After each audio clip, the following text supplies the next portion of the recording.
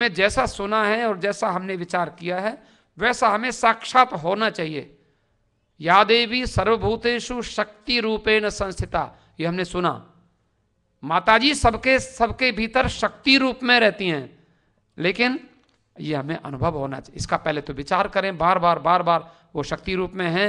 हाँ हैं, उन्हीं की शक्ति से कोई अच्छा काम कर सकता है, उन्हीं की शक्ति से हम बोल सकते हैं, उन्हीं की शक्ति से हम खा सकते हैं।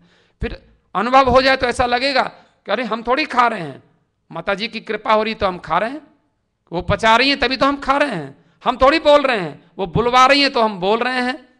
तो ये इतना विचार, तो श्रवण मनन निदिध्यासन, तीन चीज हैं ये वेदों में जो साधन बताए हैं, ये माता जी से साक्षात मिलने के साधन हैं। अब देखो ये साधन हमारे जो ऋषियों और मुनियों ने, मैंने 5 नौकर आपको बताए और 5 और सुन लीजिए, 6 और रह गए। 5 और 5 दूसरे 5 कौन हैं? वो हैं हमारी कर्म इंद्रियां। कर्म इंद्रियां कौन है? ये हमारे सर्वेंट कितने अच्छे हैं, हाथ से को ये किताब उठा के हमें दो, बोले ये लो जी, बोले नीचे रखो, ये लो जी, इधर इधर इधर हाथ इधर करो, इधर करो, ये उठा के दो, देखो ये सिर में खुजलाओ। कितने बढ़िया सर्वेंट है, इतना बढ़िया कोई सर्वेंट होगा? ये हमारे नौकर हैं कि नहीं हाथ, लेकिन इसी हाथ से उसको मार दो, ये भी तो हो सकता है। बोलेंगे हम, वो मार भी देगा। नहीं सेवा करो, पैर छुओ, वो भी कर लेगा। नौकर हमारा है, हम उसको चाहे जैसे यूज करें। तो हमारी जो 5 ज्ञानेंद्रियां वो हमारी नौकर, और हाथ हमारे नौकर, पैर हमारे नौकर। पैरों को मंदिर चलो, दुर्गा मंदिर, बोले नहीं वहां नहीं चलना, बोले वहां दूसरी जगह जाना। वो जहां बेचारे को बोलोगे वहीं चल देगा, उसको क्या है, नौकर है ना। हाथ नौकर हैं, पैर नौकर हैं, और 2 नौकर हैं हमारे मलमूत्र का विसर्जन करने वाली हमारी जो पायु और उपस्थ संस्कृत में उनको बोलते हैं, उनका विसर्जन करने वाली इंद्रियां हैं। तो 2 इंद्रियां वो ही, और 2 ये 4 हो गई। और जो 5वीं जो कर्म इंद्रिय है वो है हमारी वाणी, बोलना, ये भी हमारा एक कर्म है। तो भगवान ने अर्जुन को कहा, अर्जुन कर्म से ज्ञान श्रेष्ठ होता है, कर्म से ज्ञान श्रेष्ठ होता है। तो कथा कहने से कथा सुनना श्रेष्ठ होता है कि नहीं?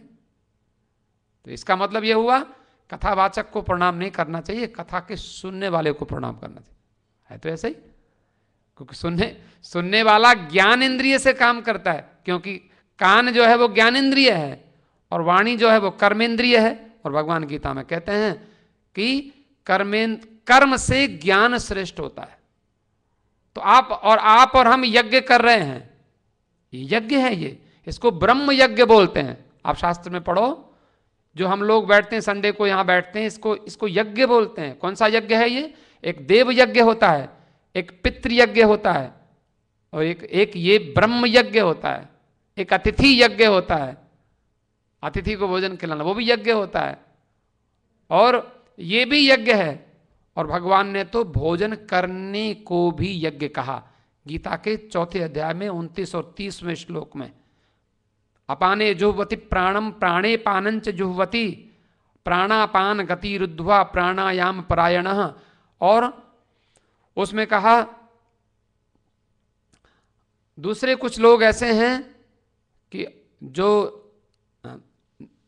आहार को संयमित अपरे नियत आहाराः प्राणान प्राणेषु जुह्वति एते सर्वे यज्ञ विदः यज्ञ क्षपित कल्मषाः। यज्ञ से हमारे पाप नष्ट होते हैं।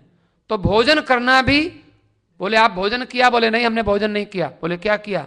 हमने यज्ञ किया था। आप देखो हमारे, हम लोग जिस आश्रमों में रहते थे तो जब भोजन करते थे तो हमारे गुरुजी कहते क्या करते हो? सबसे पहले हाथ में पानी लो, और पानी लेके उसका मंत्र है, पहले पानी पियो, ऐसी रोटी मत खाने लगो, और पानी पीकर छोटी छोटी 5 ग्रास बनाओ, और पहले प्राणाय स्वाहा, अपानाय स्वाहा, समानाय स्वाहा, उदानाय स्वाहा, व्यानाय स्वाहा। हम लोग ऐसे आश्रम में कहते 5 ग्रास बनाओ छोटे छोटे, और उनमें लगा के, और छोटे छोटे पहले 5 बार। हमारे शरीर में 5 वायु हैं, प्राण है, अपान है, उदान है, समान है, व्यान है।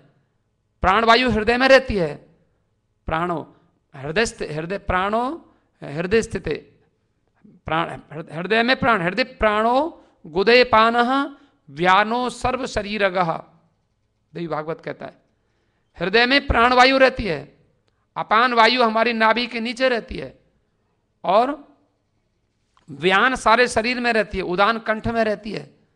तो ये सब 5 कर्मेंद्रियां हो गई, हाथ पैर वाक पाणी पाद पायु उपस्थ, हाथ पैर और 2 मलमूत्र विसर्जन करने वाली इंद्रियां और 1 वाणी। तो 5 और 5 10 इंद्रियां होंगी, 10 नौकर हमारे हो गए। और जो 11वीं इंद्रिया है वो 11वीं इंद्रिय है हमारा मन, 10 इंद्रियों को कंट्रोल करने वाला मन। और यहां जो प्रक्रिया बताई गई है कि जैसे मैंने कहा पृथ्वी से सूक्ष्म है जल, जल से सूक्ष्म है अग्नि, अग्नि से सूक्ष्म है वायु, और वायु से सूक्ष्म है आकाश, और आकाश से भी सूक्ष्म है वो शक्ति, वो जगदम्बा, वो पराशक्ति। आकाश भी उसमें मिल जाता है, पृथ्वी जल में मिलती है, जल अग्नि में मिलता है, अग्नि वायु में मिलती है, वायु आकाश में मिलता है, और आकाश उस महाशक्ति में मिलता है, उस परम शक्ति में मिल जाता है। और जब जरूरत पड़ती है तो उसी से फिर आकाश निकलता है, फिर वायु निकलती है, फिर अग्नि निकलता है, फिर जल निकलता है, फिर पृथ्वी निकलती है, फिर सारा संसार निकल जाता है। इस प्रकार से ये एक परंपरा है। तो एक और बात सुन लीजिए कि हम लोगों को माता जी का दर्शन करना है देवी भागवत के अनुसार। तो इंद्रियां हैं जो मैंने 10 बताई, इंद्रियों के ऊपर अनुशासन किसका है, कंट्रोल किसका है, मन का। लेकिन मन सबका मालिक है क्या? बोले मन में तो, मेरे मन में तो आया मैंने कर दिया, मेरे मन में आया मैंने तोड़ दिया। कोई भी तोड़ देते हैं कई चीज, क्यों तोड़ा? बोले मेरे मन में आ गया तोड़ दिया। टेलीविजन उठा के फेंक दिया बाहर, तोड़ दिया, उससे क्या हुआ? लेकिन नहीं, मन के ऊपर कंट्रोल किसी और का भी है। इंद्रियों के ऊपर है मन, मन के ऊपर है बुद्धि। बुद्धि से तो सोच लो पहले तोड़ने से पहले कि ये तोड़ तो देंगे, लेकिन जब दोबारा खरीदने जाएंगे, कल को बच्चे फिर मांगेंगे तो जरूरत पड़ेगी कि, तो फिर $1000 का आएगा, तो पहले बुद्धि से सोच लेंगे तो फिर हम तोड़ेंगे नहीं। तो मन इंद्रियों के ऊपर मन, मन के ऊपर बुद्धि। तो बुद्धि के ऊपर कौन है? बुद्धि जो कुछ चाहे वो करे। मैं तो बड़ा बुद्धिमान हूं, मैंने उसको कह दिया, कह तो दिया, सारा काम क्यों बिगाड़ते हो? तो बुद्धि से ही काम नहीं होता। बुद्धि के परे कौन है? बुद्धि के परे है सोल, आत्मा। और उस आत्मा में इसलिए हमारे महात्मा कहते हैं, कोई प्रश्न पूछता है, लिखा है मुहूर्तम इव चिंतयित्वा। देखो, कम से कम एक मुहूर्त, मुहूर्त किसे कहते हैं? आपको हम टाइम की एक मेजरमेंट है, एक इकाई है मुहूर्त। कोई आपसे पूछे और तुरंत उत्तर दे दो, जरूरत नहीं है। हमारे महात्मा कहते हैं, किसी ने सवाल पूछा, बाबा जी हम आपसे एक सवाल पूछें, बोले पूछो। उन्होंने पूछा, शास्त्र में ऐसा लिखा है, तुरंत उत्तर देना कोई जरूरी नहीं है। हम लोग तो कई बार कह देते ठीक है हम सोचते हैं, आप शाम को पूछ लेना। लेकिन कम से कम 48 मिनट तक किसी की बात का उत्तर नहीं देना चाहिए। ये हमारे शास्त्र, ये देवी भागवत में लिखा है। मुहूर्तमिव चिंतयित्वा। शौनक जी ने प्रश्न किया, बाबा जी माता जी कैसी हैं? उन्होंने आंख बंद कर ली। अब बताओ, हम किसी से सवाल पूछें वो आंख बंद कर ले, इसका मतलब कि हम तो सोचेंगे तो बताइए, इनको आता ही नहीं है। बोले आता है, लेकिन सोच के बोलना, समझ के बोलना। ऐसे बोलेंगे आप कल को उल्टा अर्थ लगाएंगे, बोले आपको तो आता ही नहीं। तो मुहूर्त का होता है 2.5 घड़ी का 1 घंटा होता है, और 2 घड़ी का 1 मुहूर्त होता है। 2 घड़ी माने 48 मिनट। तो किसी को कोई डिसीजन देना हो तो कम से कम 48 मिनट जरूर लगाओ, ये देवी भागवत कहता है। एकाएक बोल के फट से उत्तर मत दे दो। कोई काम करना हो तो कम से कम 48, कोई चीज तोड़नी फोड़नी हो, किसी को भगाना हो, मारना पीटना हो, तो कम से कम 48 मिनट तक सोचना चाहिए। ये देवी भागवत का उपदेश है, 48 मिनट। तो इसलिए हम आपका ज़्यादा समय ना लें, आप बड़े भाग्यशाली हैं। आज हमारे श्री अमृत शर्मा जी की ओर से भोजन की व्यवस्था है। अमृत शर्मा और हरवंश शर्मा। तो अमृत शर्मा जी मुझे मिले थे 1 महीने पहले, उन्होंने आज का दिन निर्धारित किया था और उनकी ओर से कुछ पूजा भी, माता जी की पूजा, नवग्रह पूजा, पंच देवताओं की पूजा जो हम पूजा करते हैं। देखो हमारी 5 ही इंद्रियां हैं और 5 ही देवता हैं। आप देखोगे कि हमारे रामायण में भी आपने पढ़ा है, इंद्रिय द्वार झरोखा नाना, तह तह सुर बैठे कर थाना। आप देवी भागवत पढ़िए, आपके हाथ में आपको पता नहीं है देवता बैठे हुए हैं। आप कहोगे कौन देवता बैठे हुए हैं? हाथ में जो देवता रहते हैं उन देवता का नाम है इंद्र देवता। इंद्र बोले इंद्रलोक में रहते हैं, पर इंद्रलोक में नहीं रहते, आपके हाथ में रहते हैं। आपके पैर में कौन से देवता रहते हैं? पैर में विष्णु देवता आपके पैरों में रहते हैं, विष्णु भगवान आपके। इसलिए चरण जब छुए जाते हैं किसी के तो विष्णु भगवान के समान उनकी आपके चरणों में। तो हमें सोचना चाहिए कि अगर हम गलत जगह जाएंगे तो विष्णु देवता कहेंगे कि पैरों में कहाँ ले जा रहे हो मुझे, भगवान विष्णु देवता। हाथ से कोई गलत काम करेंगे तो इंद्र देवता कहेंगे क्या कर रहे हो। तो कम से कम आंखों में सूर्य नारायण रहते हैं, अग्नि देवता जीभ में रहते हैं।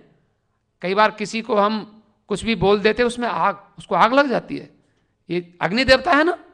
किसी को कुछ बोल दो ऐसा वैसा, एकदम आग लग जाएगी, क्योंकि अग्नि देवता जो जीभ में बैठे हैं आग के जैसा। तो इन सारे हमारे शरीर में और सारे शरीर के अवयवों में, अंगों में, वो हमारे देवता लोगों का निवास है। तो हम लोग सब देवताओं का आदर करें, ऐसा विचार करते हुए बड़े प्रेम से थोड़ा माता जी का गुणगान करें, उसके बाद में आरती। नंगे नंगे पैरों मैया अकबर आया, नंगे नंगे पैरों मैया, नंगे नंगे पैरों मैया अकबर आया, नंगे नंगे पैरों मैया आया है मैया तेरे दर्शन को, आया है मैया तेरे दर्शन को। नंगे नंगे पैरों देवा अकबर आया, नंगे नंगे पैरों देवा अकबर आया, आया है मैया तेरे दर्शन को, आया है मैया तेरे दर्शन को।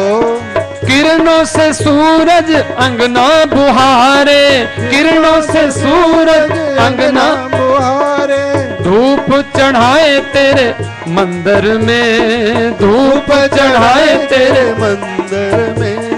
चांद सितारे तेरी करते रसोई, चांद सितारे तेरी करते रसोई, चांद सितारे तेरे करते रसोई, चांद सितारे तेरी करते रसोई। भरे भंडारे तेरे मंदिर में मैया, भरे भंडारे तेरे मंदिर में। नंगे नंगे पैरों मैया अकबर आया, नंगे नंगे पैरों मैया अकबर आया, आया है तेरे दर्शन को मैया, आया है तेरे दर्शन को। सतरंगी झूला तेरे झूलन को मैया, सतरंगी झूला तेरे झूलन को। नंगे नंगे पैरों देवा अकबर आया, नंगे नंगे पैरों देवा अकबर आया। पाँव में छाले तन पे दुशाले, पाँव में छाले तन पे दुशाले, पाँव में छाले तन पे दुशाले, पाँव में छाले दुशाले। अकबर ने माता जी का दर्शन किया, महिमा देखी तभी तो ना, इतना बड़ा राजा हिंदुस्तान का। पाँव में छाले तन पे दुशाले, पाँव में छाले तन पे दुशाले। ठोकर में जिनके अमीरियां, ठोकर में जिनके अमीरियां, बनके भिखारी देखो मुगलों का राजा, बनके भिखारी देखो मुगलों का राजा, बनके भिखारी मैया मुगलों का राजा, बनके भिखारी मैया मुगलों का राजा। मांगे तेरे द्वारे फकीरियां मैया, मांगे तेरे द्वारे, मैया मांगे तेरे द्वारे फकीर।